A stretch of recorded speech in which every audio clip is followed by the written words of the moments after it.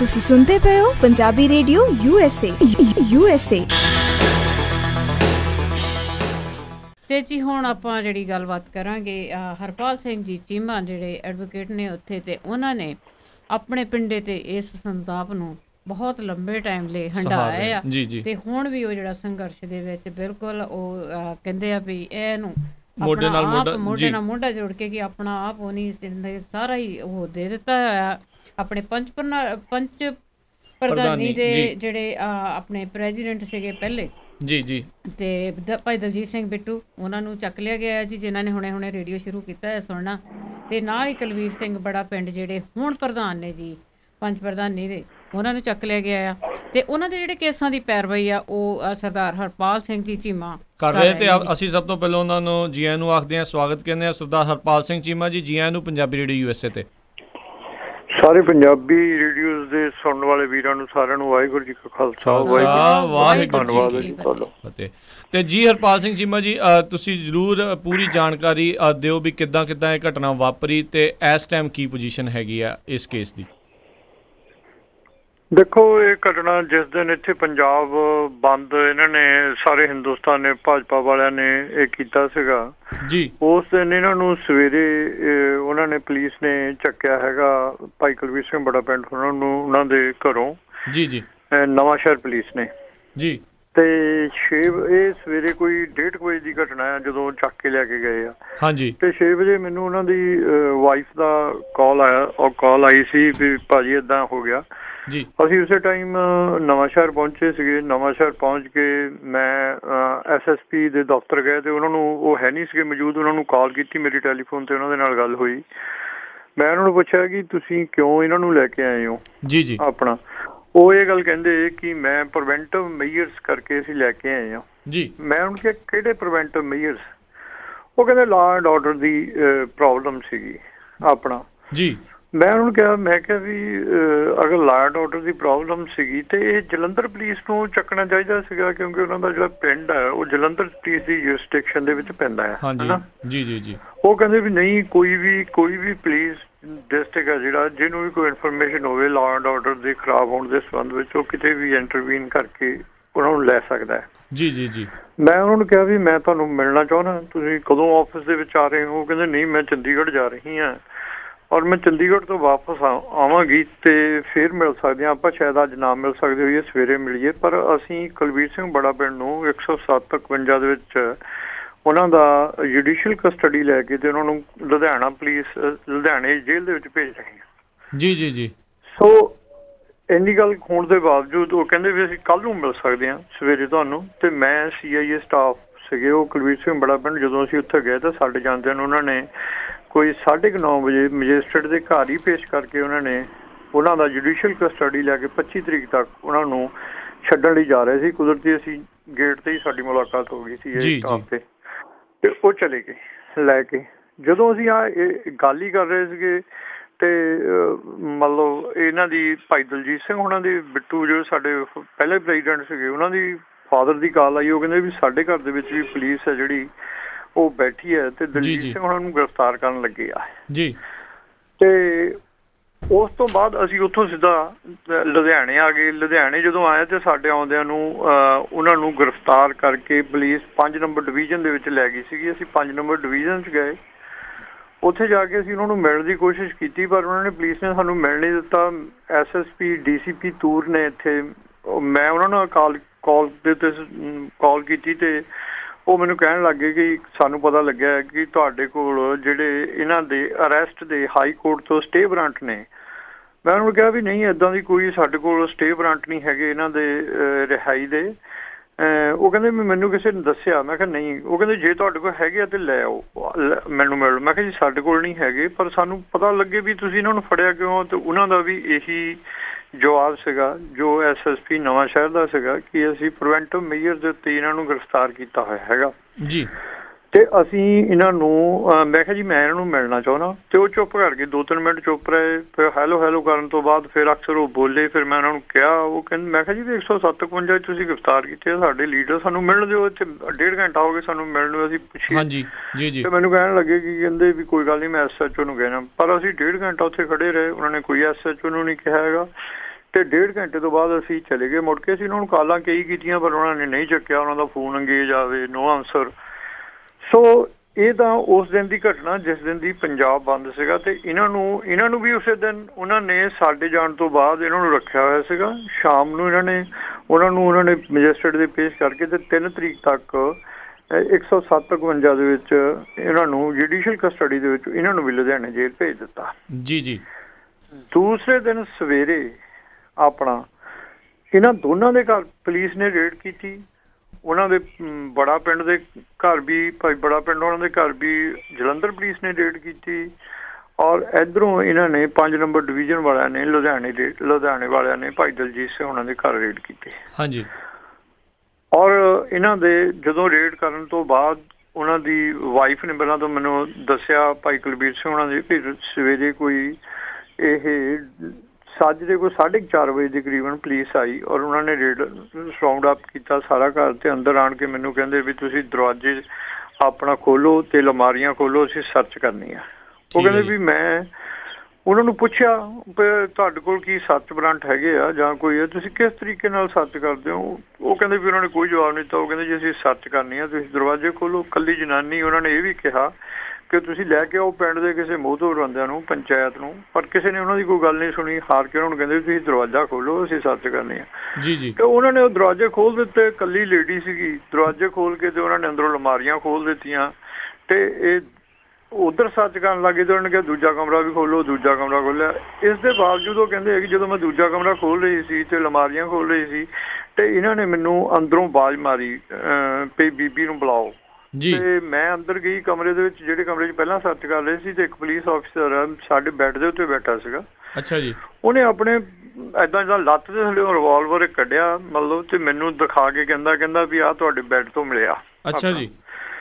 ਕਹਿੰਦੇ ਮੈਂ ਉਹਨਾਂ ਨੂੰ ਇਹ ਗੱਲ ਕਹੀ ਕਿ ਮੇਰਾ ਇਹ ਸਾਡਾ ਬੈੱਡ ਹੈ, ਅਗਰ ਕੋਈ ਬੈੱਡ ਦੇ ਉੱਤੇ ਇੱਥੇ ਚੀਜ਼ ਹੁੰਦੀ ਮੈਨੂੰ ਨਾ ਪਤਾ ਹੁੰਦੀ। ਜੀ ਬਿਲਕੁਲ। ਆਪਣਾ ਤੇ ਸਾਨੂੰ ਕੀ ਪਤਾ ਤੁਸੀਂ ਇਹ ਕਿੱਥੋਂ ਲੈ ਕੇ ਆਏ ਹੋ, ਕੀ ਆ, ਕਾਹਦੇ ਲਈ ਤੁਸੀਂ ਇਹ ਲੈ ਕੇ ਆਏ ਹੋ? ਮਤਲਬ ਮੈਂ ਨਹੀਂ ਸਮਝੀ ਹੈਗੀ ਵੀ ਇਹ ਸਾਡਾ ਹੈ, ਸਾਡੇ ਕੋਈ ਇਹਦੇ ਨਾਲ ਕੋਈ ਮਤਲਬ ਨਹੀਂ ਹੈਗਾ ਇਹਦਾ, ਮਤਲਬ ਇੱਦਾਂ ਦੇ ਰੱਖਣ ਦਾ। ਦੂਜੇ ਨੰਬਰ 'ਤੇ ਉਹ ਕਹਿੰਦੇ ਵੀ ਮੈਂ ਉਹਨੂੰ ਇਹ ਗੱਲ ਕਹੀ ਵੀ ਅਸੀਂ ਕੋਈ ਬੇਵਕੂਫ ਹਾਂ? ਕੱਲ੍ਹ ਤੁਸੀਂ ਉਹਨਾਂ ਨੂੰ 107/52 ਫੜ ਗਏ ਆ, ਪੁਲਿਸ ਦੀ ਅਰੈਸਟ ਦੇ ਵਿੱਚ ਹੈ। ਕੌਣ ਬੰਦਾ ਇੱਦਾਂ ਦਾ ਜੇ ਹੋਵੇ ਕੋਈ ਘਰ ਦੇ ਵਿੱਚ ਰੱਖਦਾ ਕੋਈ ਚੀਜ਼ ਇੱਦਾਂ ਦੀ? ਮਤਲਬ ਜੀ ਬਿਲਕੁਲ ਸਹੀ। ਤੁਸੀਂ ਇਹ ਆਪਣੇ ਕੋਲੋਂ ਪਾ ਰਹੇ ਆ। ਉਹ ਕਹਿੰਦੇ ਵੀ ਜਦੋਂ ਮੈਂ ਗੱਲਾਂ ਹੀ ਕਰ ਰਹੀ ਸੀ ਤੇ ਇੱਕ ਪਿੱਛੋਂ ਪੁਲਿਸ ਅਫਸਰ ਆਇਆ। ਉਹ ਕਹਿੰਦਾ ਜੀ ਅਸੀਂ ਕੁੱਟਦੇ ਬਹੁਤ ਹੁੰਦੇ ਆ। ਅੱਛਾ ਜੀ। ਤੇ ਇਹ ਰਿਵਾਲਵਰ ਅਸੀਂ ਤੇਰੇ ਉੱਤੇ ਪਾਵਾਂਗੇ। ਮਤਲਬ ਇਹ ਏਦਾਂ ਦੀ ਅਕਲ ਆ ਉਹਨਾਂ ਨੂੰ? ਹਾਂਜੀ। ਏਦਾਂ ਉਹ ਕਿਸੇ ਔਰਤ ਨਾਲ ਏਦਾਂ ਬੋਲਦੇ ਨੇ ਉੱਥੇ? ਹਾਂ। ਉਹ ਕਹਿੰਦੀ ਕਿਹਾ ਉਹਨਾਂ ਨੇ ਬਸ ਇੰਨਾ ਹੀ ਆ ਤੇ ਅਸੀਂ ਕੁੱਟਦੇ ਬਹੁਤ ਹੁੰਦੇ ਆ ਤੇ ਇਹ ਰਿਵਾਲਵਰ ਅਸੀਂ ਤੇਰੇ ਉੱਤੇ ਪਾਵਾਂਗੇ। ਮੈਂ ਕਿਹਾ ਵੀ ਪਾ ਦਿਓ, ਤੁਸੀਂ ਪਾਓ, ਕੁੱਟੋ ਮੈਨੂੰ। ਤੇ ਇੰਨੀ ਕੁ ਗੱਲ ਹੋਈ ਤੇ ਉਸ ਤੋਂ ਬਾਅਦ ਇਹ ਕਹਿੰਦੀ ਵੀ ਇਹਨਾਂ ਨੇ ਸਾਰਾ ਘਰ ਛਾਣ ਮਾਰਿਆ। ਉੱਥੇ ਜੋ ਕਿਤਾਬਾਂ ਸੀਗੀਆਂ, ਛੋਟੇ ਮੈਗਜ਼ੀਨ ਸੀਗੇ, ਬੁੱਕ ਸੀਗੀਆਂ, ਉਹ ਚੱਕ ਲੀਆਂ।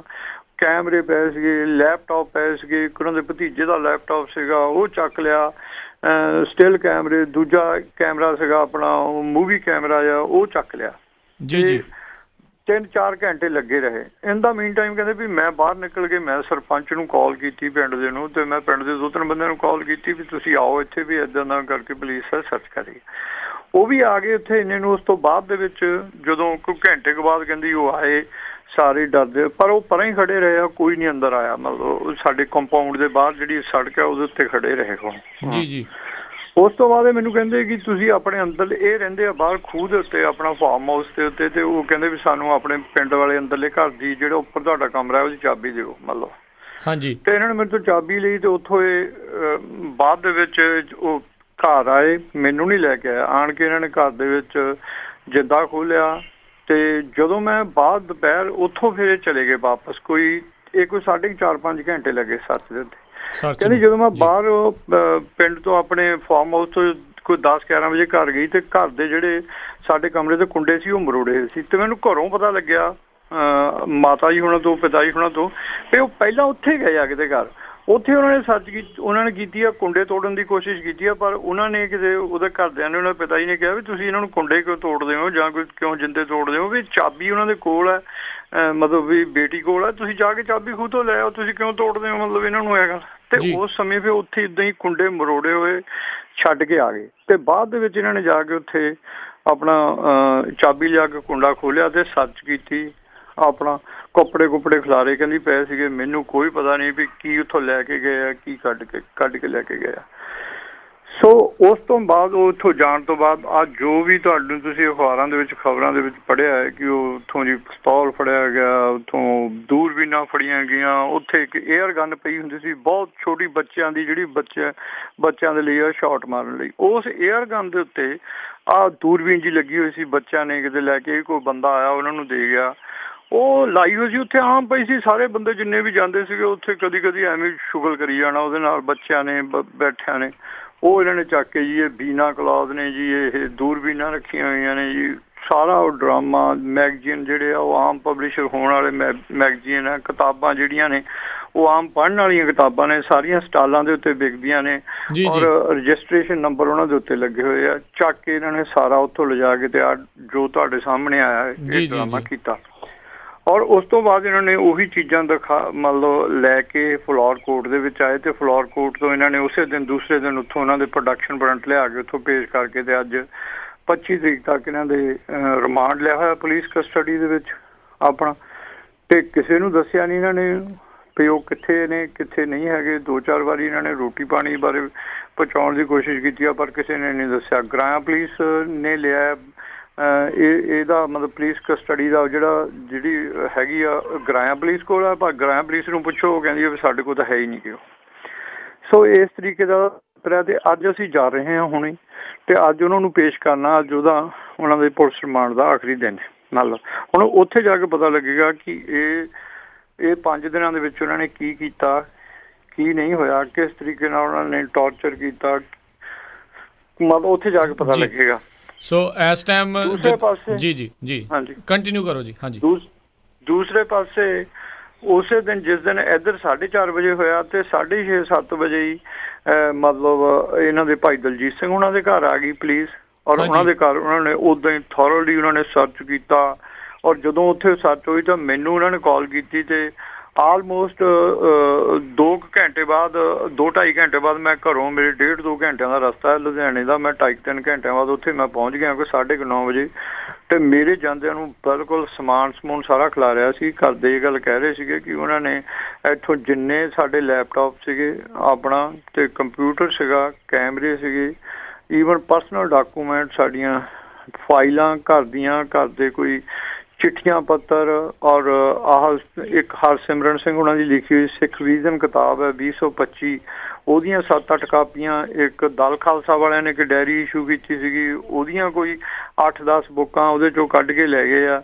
ਤੇ ਬਾਕੀ ਆ ਛੋਟੇ ਖਾਲਸਾ ਫਤਿਹਨਾਮਾ, ਵੰਗਾਰ ਸਿੱਖ, ਸ਼ਹਾਦਤ ਮੈਗਜ਼ੀਨ ਹੈ ਜੀ। ਇੱਥੋਂ ਥੋਰਲੀ ਸਰਚ ਕੀਤੀ ਆ, ਕਹਿੰਦੇ ਕੋਈ ਸਰਚ ਵਾਰੰਟ ਨਹੀਂ ਲੈ ਕੇ ਆਏ। ਉਹਨਾਂ ਨੂੰ ਅਸੀਂ ਕਿਹਾ, ਉਹਨਾਂ ਨੇ ਧੱਕੇ ਨਾਲ ਆਣ ਕੇ ਕੱਲਾ ਕਮਰਾ, ਕੱਲੀਆਂ ਉੱਦਾਂ ਹੀ ਖਿਲਾਰਿਆ ਪਿਆ ਸੀ। ਮੈਂ ਪੱਤਰਕਾਰਾਂ ਨੂੰ ਕਾਲ ਕੀਤੀ ਆ, ਉਹਨਾਂ ਨੇ ਫੋਟੋਆਂ ਖਿੱਚੀਆਂ ਔਰ ਉਹ ਦੂਸਰੇ ਦਿਨ ਦੀ ਅਖਬਾਰ ਦੇ ਵਿੱਚ ਪਹਿਰੇਦਾਰ ਵਗੈਰਾ 'ਚ ਲੱਗੀਆਂ ਹੋਈਆਂ ਵੀ ਆ।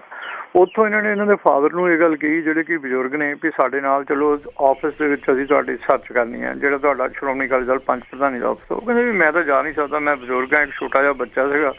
ਉਹਨੂੰ ਕਹਿੰਦੇ ਚਾਬੀ ਦਿਓ ਤੇ ਚਾਬੀ ਲਿਜਾ ਕੇ ਆਫਿਸ ਗਏ, ਆਫਿਸ ਖਿਲਾਇਆ ਇਹਨਾਂ ਨੇ, ਉੱਥੋਂ ਕੰਪਿਊਟਰ ਚੱਕਿਆ ਔਰ ਉੱਪਰ ਇੱਕ ਸਾਡੇ ਕਮਰਾ ਹੈ ਉਸ ਆਫਿਸ ਦੇ ਵਿੱਚ ਜਿੱਥੇ ਸਾਡਾ ਉਹ ਸਿੱਖ ਸ਼ਹਾਦਤ ਅਸੀਂ ਮੈਗਜ਼ੀਨ ਕੱਢਦੇ ਹੁੰਦੇ ਸੀ, ਉਹਦੇ ਪੁਰਾਣੇ ਸਾਰੇ ਅੰਕ ਹੈ ਜਿਹੜੇ 8-10 ਸਾਲਾਂ ਦੇ ਉੱਥੇ ਰਿਕਾਰਡ ਦੇ ਤੌਰ ਦੇ ਉੱਤੇ ਸੀ ਰੱਖੇ ਹੋਏ ਆ। ਹਾਂਜੀ, ਉਹ ਕਮਰਾ ਇਹਨਾਂ ਨੇ ਖੋਲਿਆ, ਉਹਨੂੰ ਸੀਲ ਕੀਤਾ। ਬਾਅਦ ਦੇ ਵਿੱਚ ਉੱਥੋਂ ਸਮਾਨ ਵੀ ਚੱਕ ਕੇ ਲੈ ਕੇ ਆਏ, ਕੁਛ ਨਹੀਂ ਸੀ ਉੱਥੇ। ਉਹ ਸਿੱਖ ਸ਼ਹਾਦਤ ਮੈਗਜ਼ੀਨ ਦਾ ਸਾਰਾ ਰਿਕਾਰਡ, ਉਹਨਾਂ ਦਾ ਹਿਸਾਬ ਕਿਤਾਬ, ਐਡਾ ਐਰਾ ਵਗੈਰਾ ਪੁਰਾਣਾ ਹਿਸਾਬ ਕਿਤਾਬ ਪਿਆ ਸੀ। ਉਹ ਤਾਂ ਬੰਦ ਹੈ। ਜਦੋਂ ਪਿਛਲੇ 2.5 ਸਾਲ ਪਹਿਲਾਂ ਇਹਨਾਂ ਨੂੰ ਗ੍ਰਿਫਤਾਰ ਕੀਤਾ ਸੀ, ਉਦੋਂ ਇਹਨਾਂ ਨੇ ਸਿੱਖ ਸ਼ਹਾਦਤ ਦੀਆਂ ਸਾਰੀਆਂ ਕੰਪਿਊਟਰ ਚੱਕ ਕੇ, ਲੈਪਟਾਪ ਚੱਕ ਕੇ ਲੈ ਕੇ ਤੇ ਮੁੜ ਕੇ ਅਸੀਂ ਉਹਨੂੰ ਸ਼ੁਰੂ ਹੀ ਨਹੀਂ ਕਰ ਸਕੇ ਹੈਗੇ। ਜੀ। ਸੋ ਉਹ ਉੱਪਰੋਂ ਸੀਲ ਕਰਕੇ ਥੱਲਿਓਂ ਮੇਨ ਗੇਟ ਨੂੰ ਲੌਕ ਕਰਕੇ ਚਾਬੀ ਆਪਣੇ ਨਾਲ ਲੈ ਗਏ ਪੁਲਿਸ ਵਾਲੇ। ਉਸ ਤੋਂ ਬਾਅਦ ਅਸੀਂ ਸ਼ਾਮ ਨੂੰ ਸਾਨੂੰ ਪਤਾ ਲੱਗਿਆ ਕਿ ਉਹਨਾਂ ਨੂੰ ਵੀ ਇੱਦਾਂ ਹੀ ਇਹਨਾਂ ਨੇ ਪੁਲਿਸ ਉੱਥੋਂ ਲੈ ਕੇ ਮੁੜ ਕੇ ਜੇਲ੍ਹ ਤੋਂ ਉਹਨਾਂ ਦਾ ਪ੍ਰੋਡਕਸ਼ਨ ਵਾਰੰਟ ਲੈ ਲਿਆ ਤੇ ਜੇਲ੍ਹ ਤੋਂ ਲੈ ਸਾਨੂੰ ਪਤਾ ਸੀ ਕਿ ਇਹਨਾਂ ਨੂੰ ਪੇਸ਼ ਕਰਨਗੇ। ਅਸੀਂ ਕੁਦਰਤੀ ਹੋਈ ਉੱਥੇ ਜਾ ਕੇ ਬੈਠ ਗਏ ਤੇ ਜਦੋਂ ਪੇਸ਼ ਕਰਨ ਲੱਗੇ ਤੇ ਐਜ਼ ਏ ਵਕੀਲ ਮੈਂ ਪੇਸ਼ ਹੋਇਆ। ਇੱਕ ਉੱਥੇ ਰੱਤੂ ਸਾਹਿਬ ਨੇ ਉਹ ਵੀ ਆ ਗਏ, ਜਸਪਾਲ ਮੰਝਪੁਰ ਸੀਗਾ ਉਹ ਵੀ ਆ ਗਿਆ। ਅਸੀਂ ਪੇਸ਼ ਹੋਏ ਤੇ ਉਹਨਾਂ ਨੇ FIR ਦਿਖਾਓ ਜਿਹੜੀ ਤੁਸੀਂ ਕੱਟੀ ਹੈ। FIR ਦੇ ਉੱਤੇ ਕੋਈ ਹਿੰਦੁਸਤਾਨ ਦੀ ਪੀਨਲ ਕੋਡ ਦੀ, ਇੰਡੀਅਨ ਪੀਨਲ ਕੋਡ ਦੀ ਕੋਈ ਇੱਦਾਂ ਦੀ ਧਾਰਾ ਹੀ ਨਹੀਂ ਹੈਗੀ ਜਿਹੜੀ ਕਿ ਨਾ ਲਾਈ ਹੋਵੇ। ਸਭ ਤੋਂ ਪਹਿਲਾਂ ਉਹਨਾਂ ਨੇ 121AB ਇਹ ਸੈਡ ਸੈਡੀਸ਼ਨ ਦਾ ਕੇਸ ਹੈ, ਬੇਸ ਬਾਰ ਅਗੇਂਸਟ ਦੀ ਸਟੇਟ ਹੈ ਤੇ ਸਟੇਟ ਦੇ ਅਗੇਂਸਟ ਮੰਨ ਲਓ ਲੜਾਈ ਜੰਗ ਮੰਨ ਲਓ ਜੰਗ ਕਰਨ ਦਾ ਇਹ ਦੋਸ਼ ਹੈ। ਇਹਦੇ 'ਚ ਮੌਤ ਦੀ ਸਜ਼ਾ ਹੈ। ਮੰਨ ਲਓ ਕੋਈ ਇਹਦੇ 'ਚ ਉਹ ਨਹੀਂ ਹੈਗੀ, ਜ਼ਮਾਨਤ ਨਹੀਂ, ਬੇਲ ਨਹੀਂ। ਐਕਸਪਲੋਸਿਵ ਐਕਟ 3/4, ਆਰਮਜ਼ ਐਕਟ ਦੀ 25/54, ਅਨਲਾਫੁਲ ਐਕਟੀਵਿਟੀ ਪ੍ਰੀਵੈਂਸ਼ਨ ਐਕਟ 1967 ਦਾ, ਉਹਦੀਆਂ 17, 18, 19, 20 ਐਂਡ ਆਲ ਨਾਲ ਉੱਦਾਂ ਹੀ ਲਿਖਿਆ ਐਂਡ ਆਲ। ਅਸੀਂ ਉੱਥੇ ਬਹਿਸ ਕੀਤੀ, ਸਾਡੀ ਪੌਣਾ ਘੰਟਾ ਬਹਿਸ ਹੋਈ। ਸਭ ਤੋਂ ਪਹਿਲਾਂ ਅਸੀਂ ਇਹੀ ਗੱਲ ਜੱਜ ਸਾਹਿਬ ਨੂੰ ਪੁੱਛੀ ਵੀ ਜੱਜ ਸਾਹਿਬ ਸਾਨੂੰ ਇਹ ਦੱਸਣ ਵੀ ਇਹਨਾਂ ਨੇ ਐਕਸਪਲੋਸਿਵ ਐਕਟ ਤੇ ਆਰਮ ਐਕਟ ਕਿਉਂ ਲਾਇਆ ਜੀ, ਜਦੋਂ ਕਿ ਰਿਕਵਰੀ ਦਿਖਾਉਣ ਕੋਈ ਵੀ ਇਸ ਗੱਲ ਦੀ ਵੀ ਜਦੋਂ ਵੀ ਕਿਸੇ ਬੰਦੇ ਤੇ ਚਾਰਜਸ ਲਾਏ ਜਾਂਦੇ ਆ ਉਹ ਤੋਂ ਇਹ ਗੱਲ ਪਾਈ ਜਾਂਦੀ ਹੈ ਕਿ ਇਸ ਬੰਦੇ ਦੇ ਕੋਲੋਂ ਸਾਤੋਂ ਆਹ ਚੀਜ਼ ਮਿਲੀ, ਸੋ ਇਸ ਐਕਟ ਦੇ ਵਿੱਚ ਅਸੀਂ ਇਹਨੂੰ ਚਾਰਜ ਕਰਦੇ ਹਾਂ। ਇਹ ਇੱਕ code of conduct and rule and regulations ਹੈ, ਹਨਾ ਜੀ ਜੀ। ਕੋਈ ਉੱਥੇ ਦਿਖਾ ਨਹੀਂ ਸਕੇ, ਕੋਈ ਗੱਲ ਨਹੀਂ। ਪੌਣਾ ਘੰਟਾ ਸਾਡੀ ਆਰਗੂਮੈਂਟ ਫੇਰ ਸੀ ਅਨਲਾਫੁਲ ਜਿਹੜੀ ਐਕਟੀਵਿਟੀ ਪ੍ਰੀਵੈਂਸ਼ਨ ਐਕਟ ਹੈ ਉਹਦੇ ਬਾਰੇ ਪੁੱਛਿਆ ਵੀ ਕਿਉਂ ਲਾਇਆ। ਇਹ ਕਹਿੰਦੇ ਦੇਸ਼ ਵਿਰੋਧੀ ਜਿਹੜੀਆਂ ਲਿਖਤਾਂ ਨੇ ਉਹ ਇਹਨਾਂ ਦੇ ਘਰੋਂ ਕਿਤਾਬਾਂ ਮਿਲੀਆਂ ਨੇ। ਅਸੀਂ ਕਿਹਾ ਦੱਸੋ ਕਿਹੜੀ ਕਿਤਾਬ ਮਿਲੀ ਹੈ, ਲਿਸਟ ਦਿਖਾਓ। ਕੋਈ ਇਹਨਾਂ ਨੇ ਪ੍ਰੋਡਿਊਸ ਨਹੀਂ ਕੀਤੀ ਕਿਤਾਬ। ਜਸਟ ਇਹਨਾਂ ਨੇ ਨਾਮ ਲਿਆ ਕਿ ਮੈਗਜ਼ੀਨ ਇੱਦਾਂ ਦੇ ਆ, ਕੁਛ ਕਿਤਾਬਾਂ ਇੱਦਾਂ ਦੀਆਂ, ਔਰ ਉਸ ਦੇ ਬਾਵਜੂਦ ਅਸੀਂ ਕਿਹਾ ਵੀ ਇਹ ਕਿਤਾਬਾਂ ਪਬਲਿਸ਼ ਹੋਈਆਂ ਨੇ, ਰਜਿਸਟਰਡ ਨੇ ਬੁੱਕਸ, ਔਰ ਤੁਸੀਂ ਇਹਨਾਂ ਨੂੰ ਕਿੱਦਾਂ ਇਹ ਗੱਲ ਕਹਿ ਸਕਦੇ ਹੋ ਵੀ ਅਨਲਾਫੁਲ ਐਕਟੀਵਿਟੀ ਐਕਟ ਹੈਗਾ। ਤੁਸੀਂ ਕਦੇ ਦਿਖਾ ਸਕਦੇ ਹੋ ਵੀ ਇਹਨਾਂ ਕਿਤਾਬਾਂ ਦੇ ਲੇਖਕਾਂ ਨੂੰ, ਇਹਨਾਂ ਪਬਲਿਸ਼ਰਸ ਨੂੰ ਕਦੇ ਤੁਸੀਂ ਨੋਟਿਸ ਭੇਜਿਆ ਹੋਵੇ, ਕਦੇ ਬੈਨ ਕੀਤਾ ਹੋਵੇ, ਗੌਰਮੈਂਟ ਨੇ ਇਹ ਗੱਲ ਕਹੀ ਹੋਵੇ ਵੀ ਇਹ ਕਿਤਾਬਾਂ ਜਿਹੜੀਆਂ ਇਲੀਗਲ ਨੇ, ਬੈਨ ਨੇ, ਨਹੀਂ ਪੜ੍ਹੀਆਂ ਜਾ ਸਕਦੀਆਂ ਜੀ। ਜਦੋਂ ਤੱਕ ਤੁਸੀਂ ਪਬਲਿਸ਼ਰ ਨੂੰ ਔਰ ਲੇਖਕ ਨੂੰ ਨਹੀਂ ਇਹ ਗੱਲ ਕਹੀ ਤੇ ਉਦੋਂ ਤੁਸੀਂ ਲੋਕਾਂ ਦੇ ਉੱਤੇ ਜਿਹੜੇ ਪੜ੍ਹਨ ਵਾਲੇ ਆ ਜਾਂ ਕਿਸੇ ਦੇ ਘਰ ਤੋਂ ਪਾਈ ਜਾਂਦੀ ਉਹਨੂੰ ਤੁਸੀਂ ਇਲੀਗਲ ਐਕਟੀਵਿਟੀ ਜੀ ਜੀ ਜੀ। ਔਰ ਉਹਨਾਂ ਨੇ ਕੋਈ ਇਸ ਗੱਲ ਦਾ ਜਵਾਬ ਨਹੀਂ ਦਿੱਤਾ। ਪੌਣਾ ਘੰਟਾ ਸਾਡੀ ਆਰਗੂਮੈਂਟ ਹੋਈ। ਆਪਣਾ ਜੱਜ ਸਾਹਿਬ ਨੇ ਸਿਰ ਸੁੱਟ ਕੇ ਸੁਣੀ ਆ। ਉਸ ਤੋਂ ਬਾਅਦ ਇਹਨਾਂ ਦਾ ਕਾਗਜ਼ ਫੜਿਆ ਤੇ 25 ਤਰੀਕ ਤੱਕ ਰਿਮਾਂਡ ਦੇ ਕੇ ਤੋੜ ਦਿੱਤਾ ਜੀ ਜੀ ਜੀ। ਸੋ ਇਸ ਤਰੀਕੇ ਦੇ ਨਾਲ ਜਿਹੜੀ ਮਤਲਬ ਜਿਹੜਾ ਰੂਲ ਐਂਡ ਰੈਗੂਲੇਸ਼ਨ ਹੈ ਉਹ ਸਰਕਾਰ ਹੈ ਜਿਹੜੀ ਬਿਲਕੁਲ ਉਹਨੂੰ ਫਾਲੋ ਨਹੀਂ ਕਰਦੀ। ਕੋਈ ਕੋਡ ਆਫ ਕੰਡਕਟ ਨਹੀਂ। ਸੁਪਰੀਮ ਕੋਰਟ ਆਫ ਇੰਡੀਆ ਦਾ ਇੱਕ ਕਈ ਕੇਸਾਂ ਦੇ ਵਿੱਚ ਬ੍ਰੈਡਿਕਟ ਹੈ ਕਿ ਤੁਸੀਂ ਜਿਹੜਾ ਵੀ ਪੁਲਿਸ ਵਾਲਾ ਜਾਂਦਾ ਹੈ ਉਹਦੀਆਂ ਉਹਨੂੰ ਫੋਲੋ ਕਰਨਾ ਚਾਹੀਦਾ ਰੂਲ ਐਂਡ ਰੈਗੂਲੇਸ਼ਨ। ਕੋਈ ਬਿਲਕੁਲ ਪੁਲਿਸ ਰੂਲ ਐਂਡ ਰੈਗੂਲੇਸ਼ਨ ਨਹੀਂ ਫੋਲੋ ਕਰਦੀ। ਉਹਨਾਂ ਦੀ ਵਾਈਫ ਭਾਈ ਦਲਜੀਤ ਸਿੰਘ ਬਿੱਟੂ ਉਹਨਾਂ ਦੀ ਨੇ ਉਹਨਾਂ ਨੂੰ ਪੁੱਛਿਆ ਵੀ ਤੁਸੀਂ ਦੱਸੋ, ਸਾਨੂੰ ਸੱਚ ਪੰਡ ਦਿਖਾਓ ਵੀ ਤੁਸੀਂ ਕਿਉਂ ਆਏ ਹੋ ਇੱਥੇ, ਕਿਹੜੀ ਚੀਜ਼ ਆ। ਉਹ ਇੱਕੋ ਹੀ ਉਹਨਾਂ ਕੋਲ ਜਵਾਬ ਜੀ, ਸਾਨੂੰ ਉੱਤੋਂ ਮਤਲਬ ਹਦਾਇਤਾਂ ਨੇ, ਸਾਨੂੰ ਉੱਤੋਂ ਆਰਡਰ ਨੇ ਜੀ, ਸਾਡਾ ਕੀ ਕਰੀਏ ਜੀ, ਅਸੀਂ ਤਾਂ ਆਰਡਰ ਫੋਲੋ ਕਰਨੇ ਆ। ਮਤਲਬ ਕੌਣ ਬੰਦਾ ਆਰਡਰ ਕਰਦਾ ਹੈ, ਇਹ ਕਿਉਂ ਆਰਡਰ ਕੀਤੇ ਜਾਂਦੇ ਆ, ਔਰ ਇਹ ਆਰਡਰ ਹੈ ਜਿਹੜੇ ਰੂਲ ਐਂਡ ਰੈਗੂਲੇਸ਼ਨ ਨੂੰ ਕਿਉਂ ਨਹੀਂ ਫੋਲੋ ਕਰਦੇ, ਇਹ ਇੱਕ ਵੱਡਾ ਕੁਐਸਚਨ ਮਾਰਕ ਹੈ। ਔਰ ਉਹਦੇ ਵਿੱਚ ਉਹਨਾਂ ਨੇ ਇੱਕ ਗੱਲ ਹੋਰ ਕਹੀ। ਉਹਨਾਂ ਨੇ ਇਹ ਗੱਲ ਕਹੀ FIR ਦੇ ਵਿੱਚ ਲਿਖੀ ਕਿ ਜੀ ਇਹ ਸ਼ਿੰਗਾਰ ਕਾਂਡ ਦੇ ਜਿਹੜੇ ਗਵਾਹ ਨੇ ਉਹਨਾਂ ਨੂੰ ਧਮਕਾਉਂਦੇ ਆ ਗਵਾਹੀ ਦੇਣ ਤੋਂ। ਇਹ ਗੱਲ ਅੱਜ ਤੋਂ 2.5 ਸਾਲ ਪਹਿਲਾਂ ਜਦੋਂ ਪਹਿਲਾਂ ਭਾਈ ਸਾਹਿਬ ਅੰਦਰ ਰਹਿ ਕੇ ਆਏ ਆ ਉਦੋਂ ਵੀ ਜਦੋਂ ਇਹਨਾਂ ਦੇ FIR ਦਰਜ ਕੀਤੀ ਇਹ ਸੇਮ ਹੀ ਗੱਲ ਉਹਨਾਂ ਨੇ ਕੋਰਟ ਦੇ ਵਿੱਚ ਉਦੋਂ ਕਹੀ। ਔਰ ਇਸ ਦੇ ਉੱਤੇ ਅਸੀਂ ਆਰਗੂਮੈਂਟ ਕੀਤਾ ਕਿ 2.5 ਸਾਲ ਪਹਿਲਾਂ ਵੀ ਇਹਨਾਂ ਨੇ ਇਹੀ ਗੱਲ ਕਹੀ ਸੀ ਔਰ ਉਸ FIR ਦੇ ਥੱਲੇ 2.5 ਸਾਲ ਉਹਨਾਂ ਦੀ ਜ਼ਮਾਨਤ ਨਹੀਂ ਹੋ ਸਕੀ।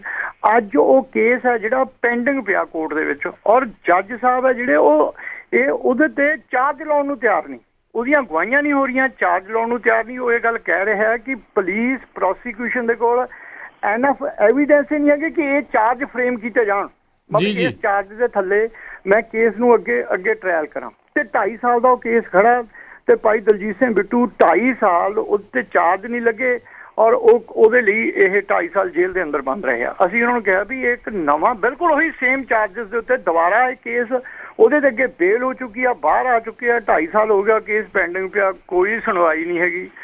ਫਿਰ ਉਹੀ ਉਹਨਾਂ ਨੇ ਦੋਸ਼ ਲਾ ਕੇ ਉਹਨਾਂ ਨੂੰ ਫਿਰ ਅੰਦਰ ਆਉਣ ਵਾਲੇ ਹੋਰ ਸਾਲ 1.5 ਸਾਲ ਦੇ ਲਈ ਇਹ ਜਿਹੜਾ ਆ ਤਿਆਰ ਕਰ ਦਿੱਤਾ ਹੈ।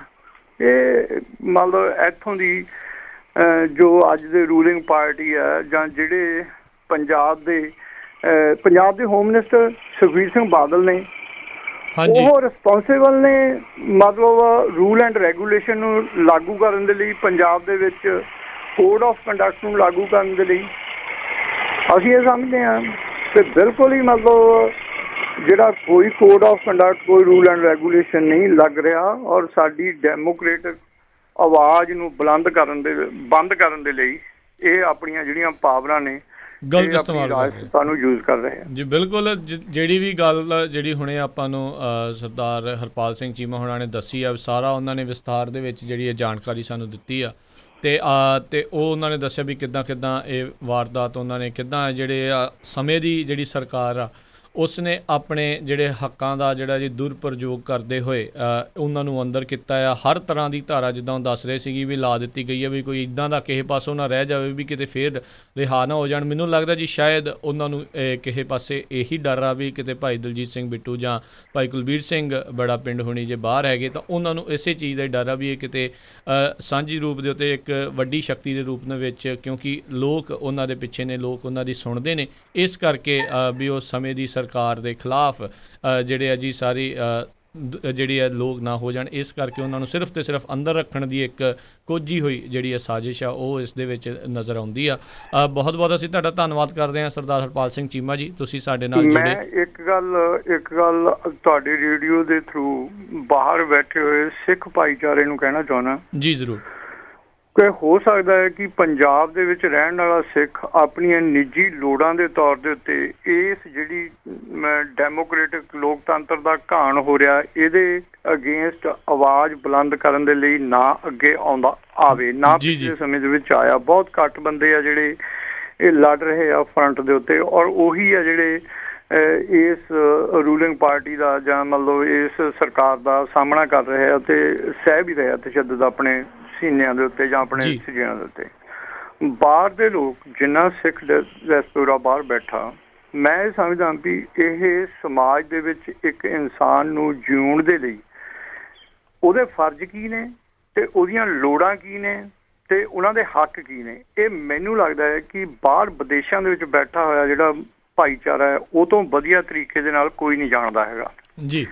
ਔਰ ਮੈਂ ਇਹ ਗੱਲ ਕਹਿਣੀ ਚਾਹੁੰਦਾ ਵੀ ਇਹ ਲੋਕ ਜਦੋਂ ਬਾਹਰ ਆਉਂਦੇ ਨੇ, ਮੰਨ ਲਓ ਕੀ ਗੱਲ ਇਹਨਾਂ ਨੂੰ ਇੱਥੇ ਵੀ ਇਹਨਾਂ ਨੂੰ ਸਨਮਾਨ, ਬਾਹਰ ਆਣ ਕੇ ਵੀ ਕੁਝ ਲੋਕ ਆਪਣੀਆਂ ਨਿੱਜੀ ਲੋੜਾਂ ਦੇ ਕਾਰਨ, ਨਿੱਜੀ ਸ਼ੋਹਰਤ ਦੇ ਕਾਰਨ ਜਾਂ ਆਪਣੇ ਨਿੱਜੀ ਸਵਾਰਥਾਂ ਦੇ ਕਾਰਨ ਇਹਨਾਂ ਲੋਕਾਂ ਨੂੰ ਬੜਾ ਮਾਣ ਸਨਮਾਨ ਦਿੰਦੇ ਨੇ।